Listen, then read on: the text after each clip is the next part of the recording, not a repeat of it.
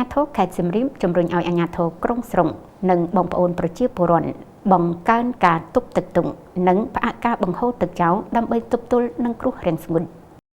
អាជ្ញាធរខេត្តសៀមរាបបានជំរុញដល់រដ្ឋបាលក្រុងស្រុងណែនាំបន្តដល់ប្រជាពលរដ្ឋនិងសហគមន៍កសិករផ្អាកការបង្ហូរទឹកចោលនិងបង្កើនការទប់ទឹកក្នុងអាងឬប្រភពទឹកនានាឲ្យមានអតិបរមាំងជាពិសេសនៅពេលចុងរដូវវស្សានេះដើម្បីត្រៀមទុកប្រើប្រាស់សម្រាប់រដូវប្រាំងនិងការពារការខ្វះខាតទឹកក្នុងកិច្ចប្រជុំពិនិត្យពិភាក្សាអំពីការត្រៀមបម្រុងនិងការគ្រប់គ្រងទឹកសម្រាប់ប្រើប្រាស់ប្រចាំថ្ងៃនិងស្រោចស្រពវិស័យកសិកម្មដែលអាចជួបប្រទះបញ្ហាគ្រោះរាំងស្ងួតដោយសារឥទ្ធិពល El Niño នៅចុងឆ្នាំ2026និងដើមឆ្នាំ2027កាលពីថ្ងៃទី19ខែសីហាឆ្នាំ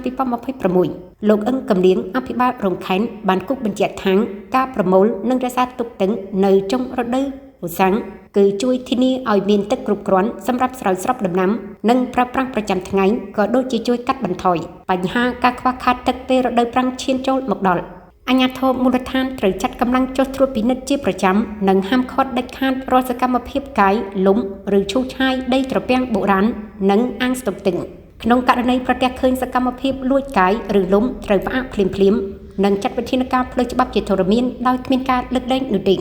យោងតាមរបាយការណ៍របស់លោកទាកំសុនប្រធានមន្ទីរកសិកម្មរុក្ខាប្រមាញ់និងនេសាទខេត្តសៀមរាបបានឲ្យដឹងថាកិច្ចចាប់ពីដើមរដូវវស្សាឆ្នាំ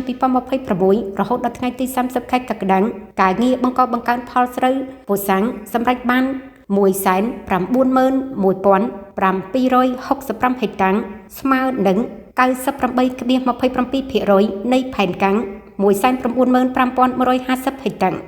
ចំណែកដំណាំសាកបកម្មនិងឧស្សាហកម្មរយៈពេលខ្លីសម្រេចបាន 32,371 ហិកតាស្មើនឹង 103.69% នៃផែនការ 31,220 ហិកតា